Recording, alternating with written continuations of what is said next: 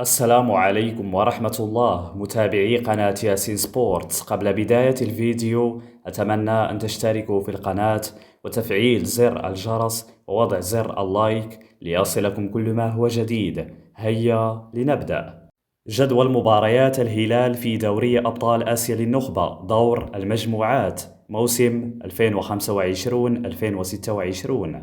الجولة الأولى يوم الثلاثاء 16 سبتمبر 2025. الهلال في مواجهة الدحيل على الساعة 7:15 بتوقيت المغرب، الجزائر وتونس، والساعة 9:15 بتوقيت مصر والسعودية على ملعب الهلال. الجولة الثانية يوم الاثنين 29 سبتمبر 2025. الهلال في مواجهة نسف كارشي على الساعة 2:45 بتوقيت المغرب، الجزائر وتونس، والساعة 4:45 بتوقيت مصر والسعودية على ملعب نسف كارشي.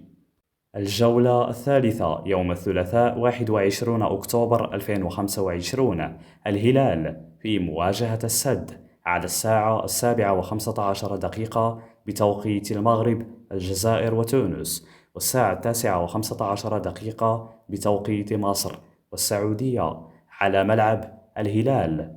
الجولة الرابعة يوم الاثنين 3 نوفمبر 2025. الهلال في مواجهة الغرافة على الساعة 8:15 بتوقيت المغرب، الجزائر وتونس، والساعة 9:15 بتوقيت مصر، والساعة 10:15 بتوقيت السعودية على ملعب الغرافة.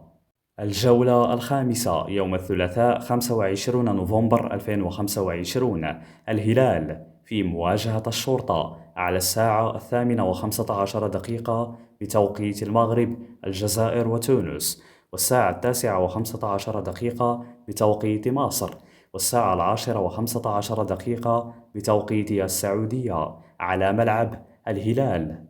الجولة السادسة يوم الاثنين 22 ديسمبر 2025. الهلال في مواجهة الشارقة على الساعة 6 مساء بتوقيت المغرب، الجزائر وتونس، والساعة 7 مساء بتوقيت مصر، والساعة 8 مساء بتوقيت السعودية على ملعب الشارقة.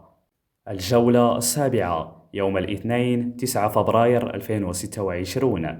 الهلال في مواجهة شباب أهل دبي على الساعة 6 مساء بتوقيت المغرب، الجزائر وتونس، والساعة 7 مساء بتوقيت مصر، والساعة 8 مساء بتوقيت السعودية على ملعب شباب أهل دبي.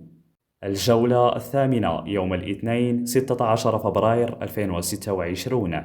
الهلال في مواجهة الوحدة على الساعة 7:15 بتوقيت المغرب، الجزائر وتونس، والساعة 8:15 بتوقيت مصر، والساعة 9:15 بتوقيت السعودية على ملعب الهلال.